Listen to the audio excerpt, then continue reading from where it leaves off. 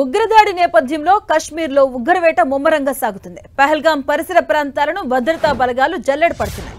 ఉగ్రవాదులు సమీప ప్రాంతాల్లోనే ఉండవచ్చని నిఘా వర్గాలు అనుమానిస్తున్నాయి. దీంతో గాలింపు విస్తృతంగా సాగుతుంది. భద్రతా బలగాలు అణువణువున గాలిస్తున్నాయి. ఇక అనుమానిత ప్రాంతాలను జల్లెడ పడుతూ ఉగ్రమూకల కోసం గాలింపులు నిర్వహిస్తున్నారు.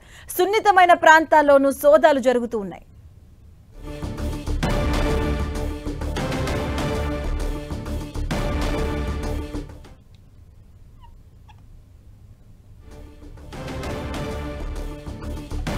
ఉగ్రదాడి నేపథ్యంలో కశ్మీర్లో ఉగ్రవేట ముమ్మరంగా కొనసాగుతుంది.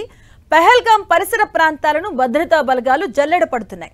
ఉగ్రవాదుల సమీప ప్రాంతాల్లోనే ఉండవచ్చని నిఘా వర్గాలు అనుమానిస్తున్నాయి. దీంతో గాలింపులు విస్తృతంగా సాగుతున్నాయి. భద్రతా బలగాలు అణువణువున గాలిస్తున్నారు.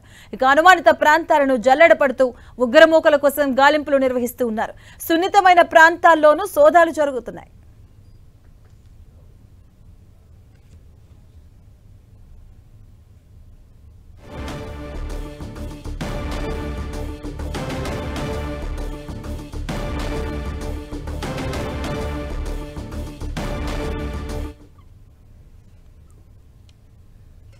ఇటుగా ఉగ్రదాడి వేట నేపథ్యంలో కశ్మీర్లో ఉగ్రవేట ముమ్మరంగా కొనసాగుతుంది. పహల్గాం పరిసర ప్రాంతాల్లో కూడాను భద్రతా బలగాలు జల్లెడ పడుతూ ఉన్నాయి. ఉగ్రవాదులు సమీప ప్రాంతాల్లోనే నక్కి ఉంటారన్న నేపథ్యంలోనే నిఘా వర్గాలు అనుమానిస్తున్నాయి. దీంతో గాలింపులను విస్తృతం చేశారు.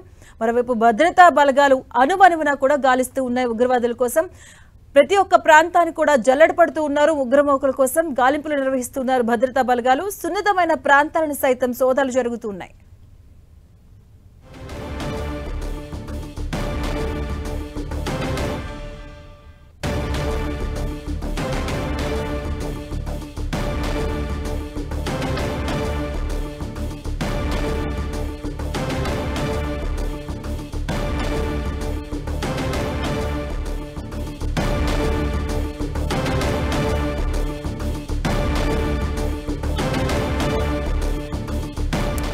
కశ్మీర్లో ముమ్మరంగా కూంబింగ్ కొనసాగుతుంది. అణువణువున కూడా గాలిస్తూ ఉన్నారు సెక్యూరిటీ ఫోర్సెస్ కూడా. కశ్మీర్లో ఉగ్రవేట కొనసాగుతుంది. సమీప ప్రాంతాల్లోనే ఉగ్రమూకలు ఉండవచ్చని కూడా నిఘా వర్గాలు హెచ్చరికలు జారీ చేశాయి. ఈ నేపథ్యంలో కశ్మీర్లో ముమ్మరంగా కూడా కూంబింగ్ కొనసాగుతుంది. ప్రతి ఒక్క ప్రాంతాన్ని అణువణువున గాలిస్తున్నారు భద్రతా బలగాలు. ఉగ్రమూకల కోసం జల్లెడ పడుతూ ఉన్నాయి భద్రతా బలగాలు. ప్రతి ఒక్క ప్రాంతాన్ని అణువణువున గాలిస్తూ ఉన్నారు సెక్యూరిటీ ఫోర్సెస్. కశ్మీర్లో ఉగ్రమూకల కూంబింగ్ కొనసాగుతుంది. సమీప ప్రాంతాల్లోని ఉగ్రమూకలు ఉండవచ్చు కూడా నిఘా వర్గాలు తెలిపాయి. ఈ నేపథ్యంలో కశ్మీర్లో ముమ్మరంగా అయితే కూంబింగ్ కొనసాగుతుంది. అణువణువున గాలిస్తున్నారు సెక్యూరిటీ ఫోర్సెస్. ఇదే అంశానికి సంబంధించిన పూర్తి అప్డేట్స్ మా కరెస్పాండెంట్ గోపి అందిస్తారు. గోపి,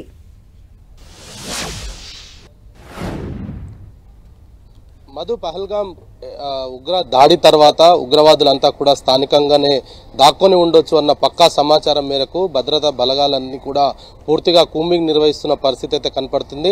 అనంతనాగ్ జిల్లాలో అనేక ప్రాంతాలలో పూర్తిగా ఇప్పుడు సైనికులంతా కూడా అక్కడ ఎక్కడికక్కడ కూంబింగ్ అయితే నిర్వహిస్తున్నారు. అయితే బంకర్లలో దాక్కొని ఉండవచ్చు అన్న ప్రధాన అనుమానాలతోటి పూర్తిగా ఎక్కడికక్కడ అణువణువు కూడా గాలిస్తున్న పరిస్థితి ఉంది.